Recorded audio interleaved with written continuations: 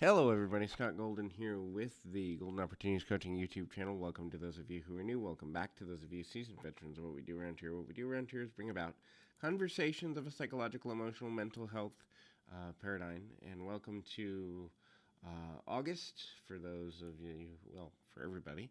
And hopefully the summer or winter, depending on where you are in the world, is going well. In any event, if you're looking for coaching to deal with mental, emotional, and spiritual factors, if you're looking for coaching on relationships, if you're looking for starting a business, if you're looking for changing of habits, any of these things are things I've dealt with over my 14-year career. Would love to be of service to you if that's at all possible. Please feel free to reach out. You can reach out at PO Perception on Twitter or here in the About Me section of this um, channel. Anyway, please like, subscribe, comment below, all that good stuff as well.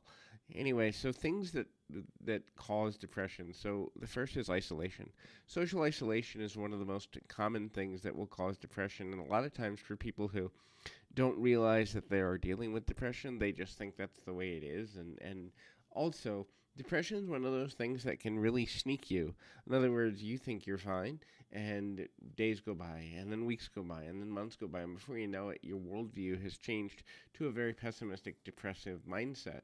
And a lot of times, social isolation can, in fact, be a factor in that. And so, if a person feels they don't have someone they can reach out to, or the people that they're reaching out to are fake or they're disingenuous, isolation can cause issues. And I know for a lot of people, dealing with someone who's just real with them and like, here's the good, here's the bad, here's the neutral, is what most people need. But unfortunately, the majority of people, let's say 70-80% of people, don't know how to tackle difficult topics with people that they care about. And so things go unchecked, unacknowledged, and then people get into this weird reality where they think they're fine and they're really not. And then all of a sudden things come to a head. So, um, you know, then we go to things like body chemistry. So there is a scientific nature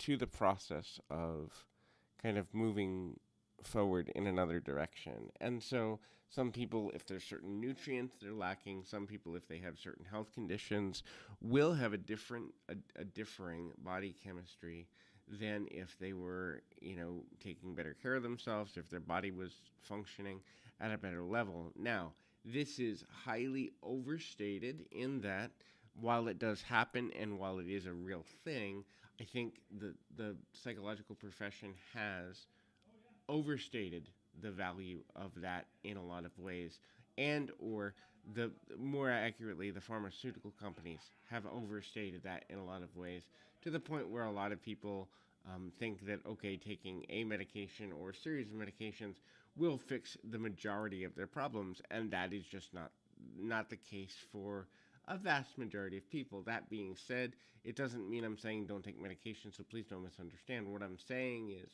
medication along with behavioral modification and habit change can be helpful.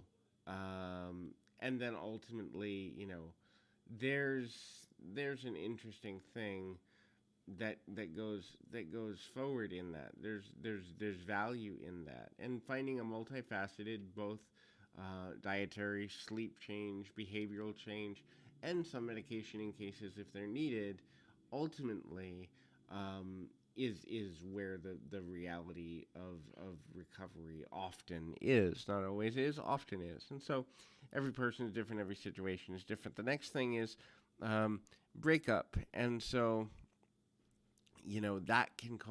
that is a major issue. If you're counting on a person and you go through any sort of loss, whether it be a death, a change in job, a change in relationship status, a change in, I'm married, now I'm single, or I'm engaged and now I'm not, or I'm, involved in this long-term relationship and now this person's leaving my life. Anytime that there is a ending of a core inner circle relationship, the chances for depression, are there, because a lot of times either one of two things happen.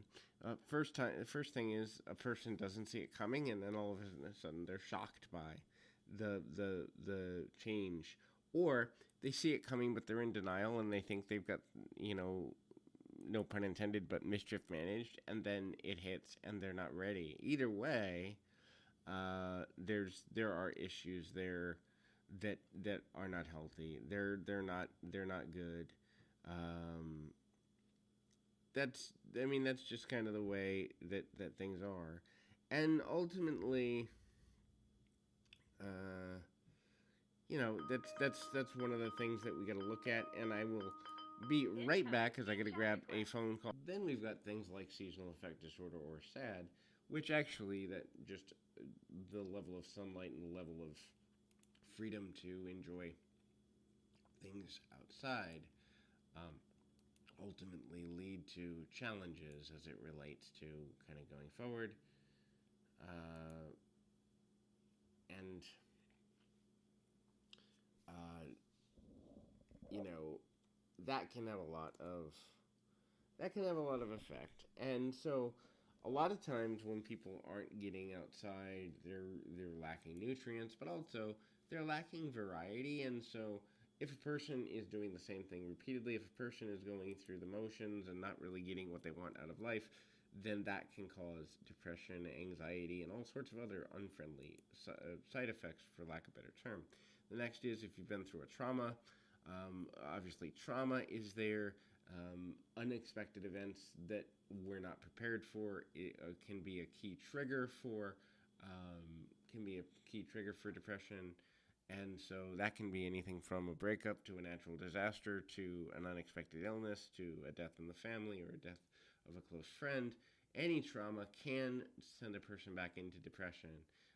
The next thing is expectations not being met. So and this is a big one that very few people talk about. When your expectations are continually unmet and you're living with the same expectations and not adjusting them, depression will be a result, because it's like, why is nothing changing? Why is nothing changing? Why is nothing changing? And all of a sudden, your expectation is that nothing will change, and that changes body chemistry. So the last one is system overload. So if you're constantly in fight or flight syndrome, constantly in fear, that will ultimately cause issues as well. So hopefully this is helpful. I encourage you to keep your feet on the ground, your mind in the moment. Until next time, everybody.